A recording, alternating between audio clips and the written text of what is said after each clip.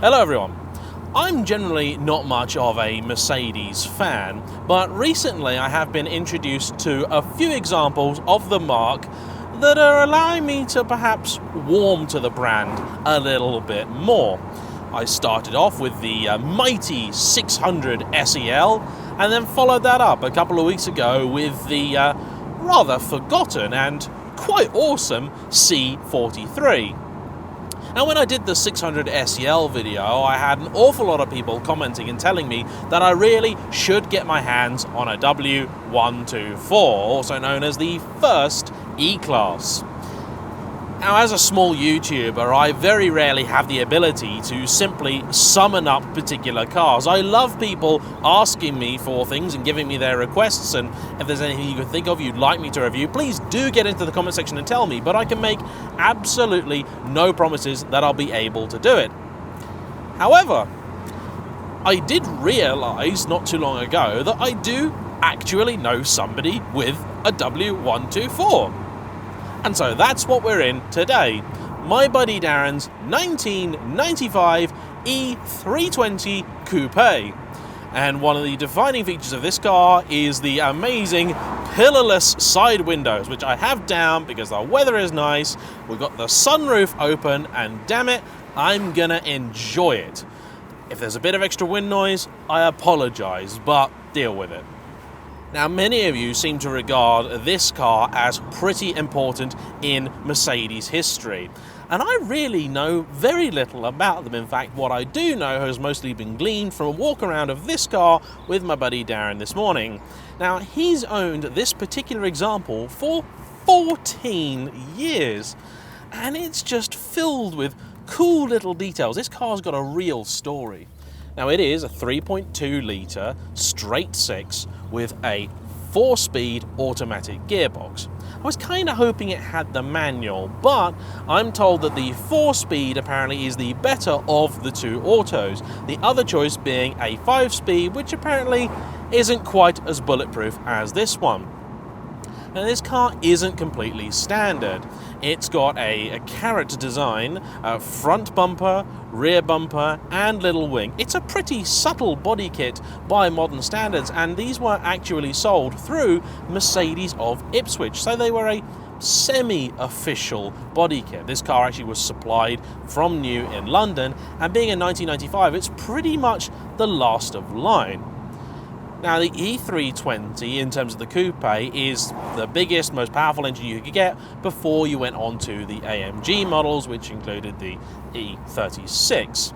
Now, those are quite rare beasties, but as it happens, the W124 itself is becoming a lesser spotted Merc now because they are all getting quite a bit older.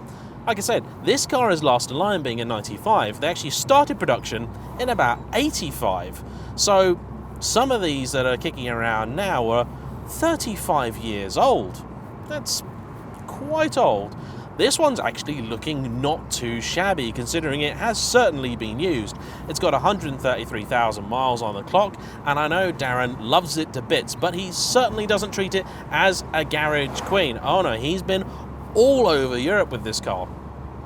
Even where I'm sat, there are lots of nice little details that set it out as something a little bit different and from just a different time.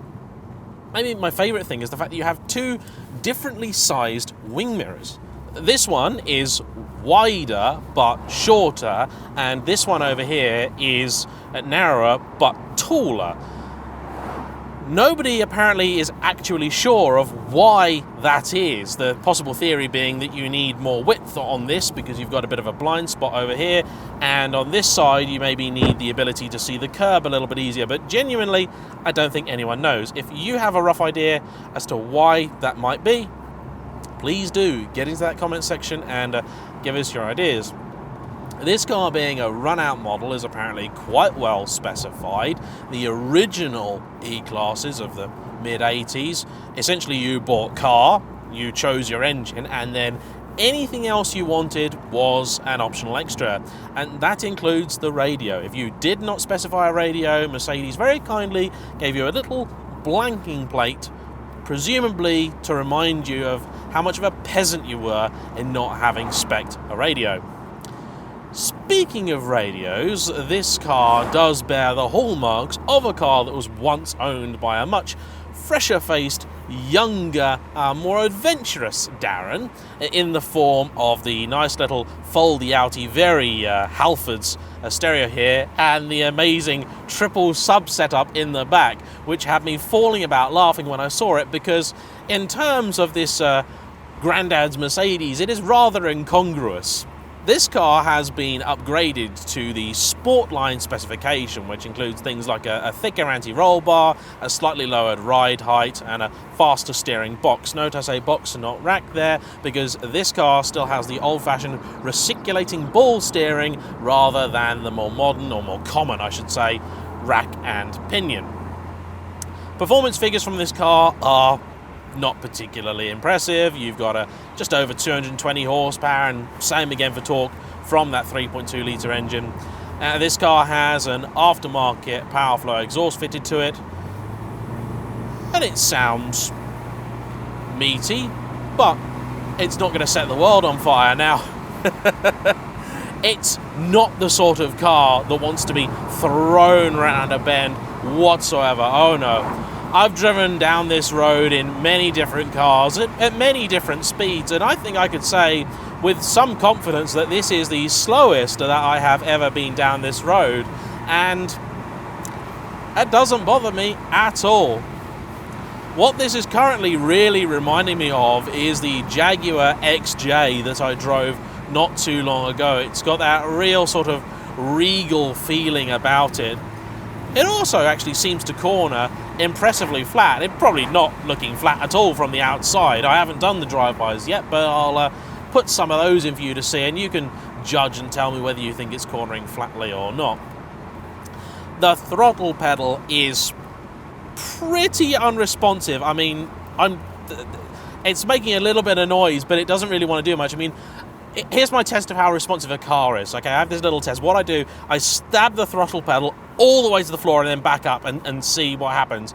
In more sportier cars, even in that short time you do it, you'll get that will happen. But I have a suspicion I know what's going to happen in this car. Okay, so you ready? I'm just going to stab the carpet. Okay, ready?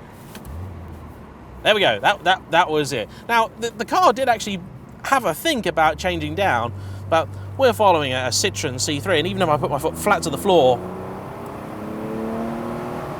that makes a pleasing noise, but we really weren't catching up on it at any kind of rate at all. But I don't care, it's really not that kind of car. What is impressive is, despite the fact that, if you think about it, this car's got a huge hole cut out of the side, a big hole cut out of the roof, I can't hear any creaks or rattles or anything in here. It's actually really properly put together. And it does certainly look like a solid old lump of German engineering, helped in part by the genuine AMG wheels that the car is wearing, not standard fitment of course. And this colour is actually quite an interesting shade, the snappily named emerald green black metallic.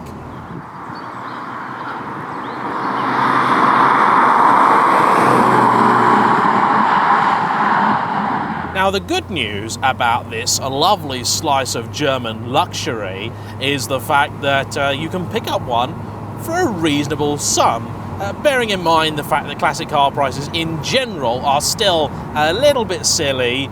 The sheer quantity of these things ever produced, 2.5 million, and the massive variety, diesels, petrols. You got 5 different body styles. You have coupe, cabriolet, you got saloon, you've got the bollocks estate, and the Pullman, the limousine. Means that there's loads of them to choose from. However, I would love to be able to tell you that you can also run one of these on a very sensible budget, and that it wouldn't cost anywhere near as much to maintain as the equivalent Jaguar. However, I would be lying. Now, to quote Darren's own words, everything in these cars which is known for braking has broken in this car. Now, that may well be down to the fact that before Darren took a hold of it, it was owned by several people that lived in cities, and city miles are hard miles. It was then taken over by a 19-year-old Darren, and 19-year-old miles are difficult miles as well. Parts for the cars are becoming increasingly expensive and in certain cases difficult to get, particularly relating to interior trim pieces and the like. All the big ticket items like body panels, engine parts, all that kind of stuff can still be had relatively easily, but prices are going up for them quite dramatically. So if you're looking at one of these that's a project, do your research before and don't assume that you can just get everything you need to finish it off easily.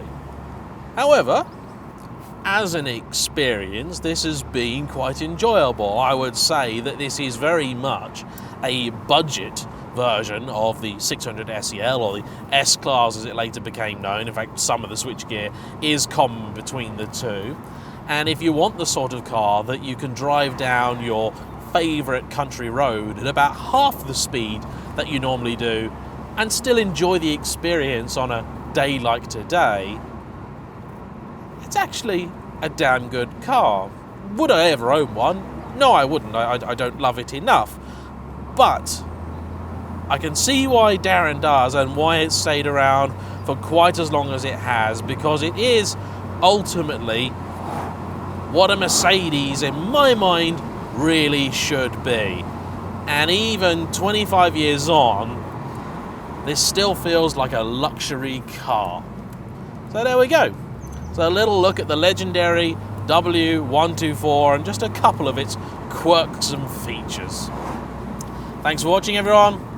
I'll see you on the next one. Bye bye.